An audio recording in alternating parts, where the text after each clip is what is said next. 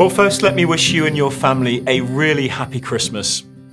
I hope you're having a very, very blessed day, and a big thank you for inviting me into your home for a few minutes. When our three boys lived at home, we had a long-standing tradition of watching one or sometimes two great Christmas movies each weekend in December. In that way, we slowly built up our anticipation for the big day, and we all got in the Christmassy spirit. Initially in those days, and I'm talking 15 or more years ago, watching a Christmas movie meant buying a DVD or finding something on TV. Nowadays, of course, with smart TVs and easy access to Netflix and Amazon Prime, other streaming services are available, you can choose from literally hundreds of Christmas movie options and watch them every day from noon till night, and you still have lots left over. All of which is to say that having recently spent a few evenings searching Netflix and Prime to find some decent Christmas movies to watch, which isn't easy, I've been struck with how many of them claim to involve a miracle of some sort. Here are just a few of the dozens of titles. A Mrs. Miracle Christmas, Once Upon a Christmas Miracle, A Christmas Tree Miracle, Christmas Miracle, A Christmas Miracle, The Christmas Miracle, Miracles of Christmas, A Christmas Eve Miracle, A Christmas Day Miracle, I'm not joking, and many more. And not forgetting, of course, many people's all-time favourite, Miracle on 34th Street. It seems the world at large is really happy to associate Christmas with some kind of miracles. At any other time of the year, it might seem far-fetched, but Christmas is meant to be miraculous. We want our Christmases to be wondrous, awesome, special. We love the magic and sparkle. And so we have traditions that connect us back to our childhoods, evoke memories, help the magical and sparkle come alive. You've probably got a few of your own. I know we have. As a society, we love the idea that at the end of the year, these few days of holiday, family, food and drink, parties, will be somehow different, that there will be peace and goodwill, and hopefully some snow, and maybe even something a little miraculous. Now, for many people, that simply means an amazing or unusual event or achievement. And in the movies, the miracle typically is a change of fortune, a turnaround in circumstances, or a romance that survives and blossoms against the odds.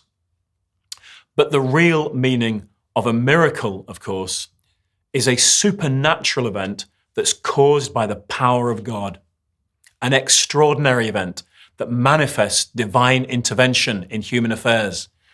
A real miracle involves God. A miracle is God's involvement in our lives in ways that are outside our control. For those who follow Jesus, Christmas is a celebration of something that really is miraculous. It's far more than a positive end to the year. It's a celebration of the incarnation, the greatest miracle of all time, and the biggest mystery we could ever imagine. That God loved the world he made so much that he would come down, put on flesh, become a man, descend to earth, and be born of a virgin. But he did. This is the Christmas miracle, and it's fundamental to our faith and our hope.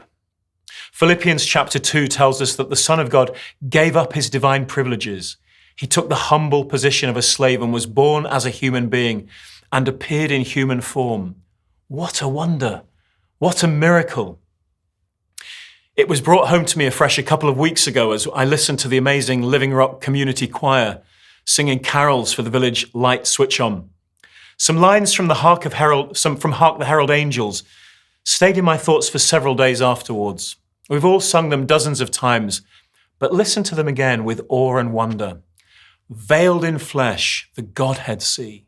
Hail, the incarnate deity, pleased as man with man to dwell, Jesus, our Emmanuel. The miracle of incarnation is also superbly described in one of the songs we enjoyed last Sunday and again on Christmas Eve. Listen to these words. Who is God that he would take our frame? The artisan inside the paint, the architect inside the plan, royalty robed in the flesh he created. The author climbed inside the page. God embraced our frame when he graced the world he made. All hail the divine in a manger. God came down and entered our world and became involved in our lives. Jesus was born from above. And that great miracle was the prelude, the starting point, the beginning of millions of similar miracles, real miracles by which we ourselves are now personally involved. For God has come down into our lives. He has entered our worlds. We too have been born from above. Our new birth, our salvation, our new life in which God lives in us by his Spirit is nothing less than a miracle. It's certainly been another challenging year. We've navigated many difficult situations. We've lost some dearly loved family and friends. We've had our school lives and our work lives turned upside down. So many things have been beyond our control.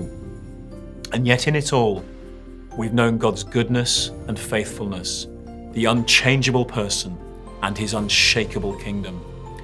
We have so much to be grateful for, don't we? And so my prayer for you and your family and my family and for our church family this Christmas, and as we start a new year, is that we'd have a fresh appreciation of God's miraculous work in our lives. And we'll be able to fix our eyes on something bigger than anything else. And even in the midst of so many things that are outside our control, we would know that that's exactly where the miracles take place. It's the only context for a miracle. Let's not settle for the magic and sparkle and lose sight of the miraculous and the supernatural. On behalf of Deborah and I, and the elders who care for us all so brilliantly, I wish you a very, very happy Christmas. May you know God's blessing, favor, goodness, peace, and joy.